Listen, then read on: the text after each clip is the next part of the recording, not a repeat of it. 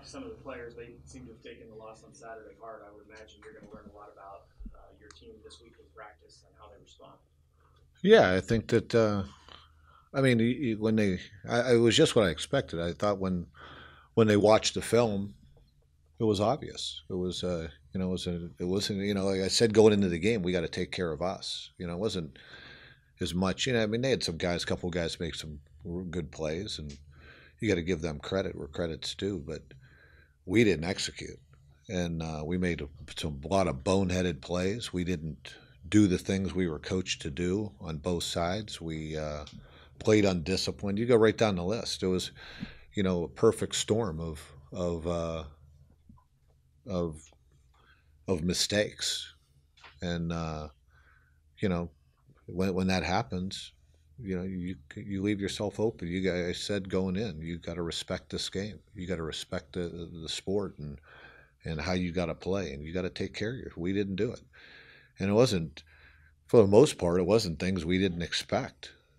It was we just didn't play very well. We just made it was a guy here, a guy there, a mistake here, a mistake there, a play where it should have been second and 13 and it's second and 5 because we don't run something correctly. It was over and over. Um, and it was in all three phases of the game. We have a chance to block a punt, run right by the punter. I mean, you go right down the list, and then even then, then we, the fundamentals, the things that we preach and the things that we coach them to do, we didn't do very well. So obviously, we as coaches didn't get it across. Coach, how much of the lack, not having McNutt there, he is very vocal both defensively and on the special teams unit. How much did that maybe impact the Well, game plan or maybe the drive? I mean, obviously, where it really affects you is during the week. Um, I can't be as when I can't be as global as I want to be as a head football coach. It's we're shorthanded. So when I'm spending 90% of my time in there, and in meetings with the defensive backs because we don't have our defensive backs coach, it limits you what you can do. But that's not an excuse for we believe me we things that we coached, things that we ran during the week and corrections that we made, that you know you got to go out on Saturday and do it. We didn't do it, and so it's it was disappointing because I didn't expect that going in. What's with that status? Was he back or not? I think that we're kind of everything's concluded from the way I understand, but um, I guess it goes to the board. I'm not exactly sure. You'd have to ask. That's more a university question than my question. A question Okay, for well, me. he's not coaching today. No. It seemed like you were still able to put some wrinkles in using multiple defensive ends and certain fronts there.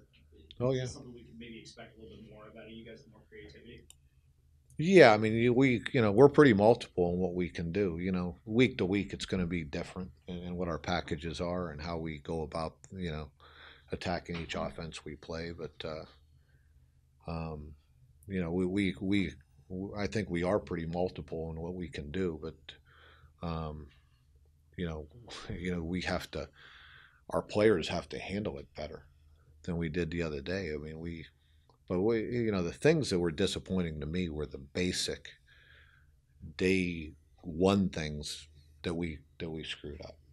Things that we've been doing for a month now, and find you sometimes shaking your head. You know, you gotta. I always say about this sport, it's not really what you do; it's how you do it. And we didn't do the how very well. Like we just we went out into the game when the lights came on and our fundamentals went to crap. And then on top of that, we made some boneheaded plays, some selfish plays that you can't make. You can't. I think what did we had about 100 yards in penalties. They had zero, and that's a that's a bad. We missed two field goals. We had a touchdown called back. We had another touch to play down to the 4 yard line that ends up being taken back. Um, that's a rough, and all that being said, we just do what we're supposed to do at the end, and get a couple short yardage, uh, get a couple conversions third down wise, or we catch an interception. We had so many opportunities, and we we blew every one of them. And so you find yourself shaking your head. They're just, it's we've all been there. I mean, I've been doing this for a long time, and I've the perfect storm hit. You got to, and we were our own worst enemy. They made some plays. But we had multiple opportunities to win the football game. Even if it became an ugly win, it's a win. But we didn't do it. Savon Smith said a few things after the game about guys missing some meetings or coming late. Was that a problem, or is that just something he was kind of nitpicking about? Well, the issue comes, and I'm trying to figure it out. Is we have a lot of class conflicts where guys got to take certain classes, and it's offered one time a day, one time a year, and we're looking at maybe having a really early morning practice on Wednesday, so we don't lose so many guys. But it's an issue, it's a problem, and you end up practicing guys that aren't necessarily in the two deep or not aren't going to be the guy out there being the starter on Wednesday. Especially Wednesday is probably the biggest issue. Um, and we've always had that's always going to be an issue when you got these kids coming to class. But this year it's very difficult as far as finding a time when we can have our full contingent of guys. Coach, obviously this loss was a team loss. There were multiple facets, Absolutely. but this is kind of the second year now that we've seen Zach Kennedy get off to a little bit of a slow start. Not placing any blame on him, but is there a point where maybe we see the freshman come in, maybe take a few kicks? Possibly, yeah. I'm looking at the guy who kicks best during the week is going to be the guy that we put out there, and um, that the second one was a little bit longer. The first one, for a fourth year starter, should have been a layup. But like I said, and Zach didn't kick well. Like you said, it was a team loss. Um, Mark had a couple punts that I'm sure he'd want back. I mean, um, it's right across the board, and that's the one thing that is humbling is when I walked into that room yesterday, told the guys, I said, players and coaches alike, you all got to. Everybody should point the thumb because it wasn't one play here or one play there that cost us the football game. It was an overall. That's a team loss. We had tremendous amount of opportunities, and different guys got penalties and missed different guys had missed assignments, and everybody when somebody tries to in a game like that, if somebody tries to look at somebody else like you were the problem, then we have a serious problem as a football team. You man up, and you everybody take responsibility, players and coaches alike. You move forward, and we got a lot of football ahead of us. I mean, it's we got a tremendous challenge this week. I mean, a really good football team we're getting ready to play, and then 9 after that. I mean, everything out that we want to do as a football team's out there for us, but we got to respond. And like I told our players Sunday, I said, you can't hit rewind. It's something that we got to live with for the rest of our life. That's the way it works. But you can't control what happened, but you control what happens going forward. And I think they'll respond the right way. Can you touch on West Virginia, kind of what you know about them so far? Obviously, their quarterback. Quarterback's a good player. They got good skill, good receivers, physical up front.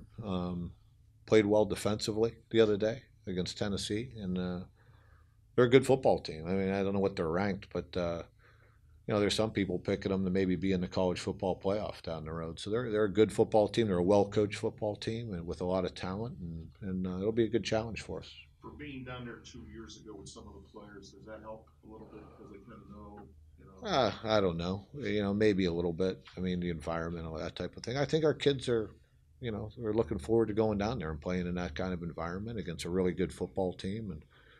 And I know I am. You look forward to it. I mean, I think you play games like this, if you play against football teams like this, it'll make you a better football team.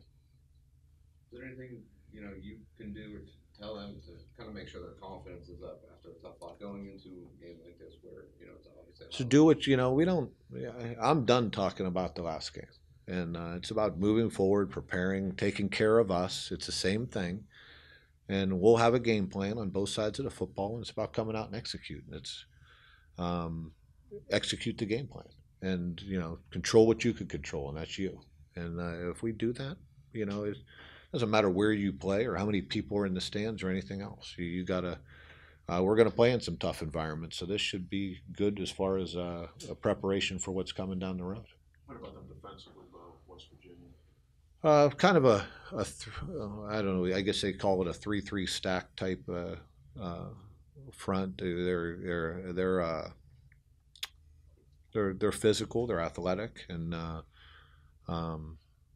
kind of very similar to the system we saw a couple of years ago. But they're well coached, and they play it well. They're not real fancy in what they do. You're going to get some pressure here and there, some different blitzes, but they kind of line up and do what they do, and I think it's a good defense. They're a good balanced football team. They're good in all three phases. What makes your quarterback so tough with such an far? He's a confident kid. He can he has good receivers. He's decisive. He knows where to go with the football. To make all the throws. He's very elusive. I mean, he makes a lot of people miss in the pocket. He's obviously a big, strong kid because he's hard to bring down in the pocket. Creates a lot for them off of his scrambles. I mean, he's dangerous. They are a dangerous football team when he breaks contain, when he loses, or when he breaks. When somebody has him in a grasp, he gets out, and I think their receivers and people do really good job of scrambling, finding different different open areas when the quarterback's running around. He's not a guy that as much scrambles to run. He scrambles to throw. I mean, he'll run. He's a very capable athlete, but he's looking to throw the football, and he has some dangerous weapons around him. But he's a good player.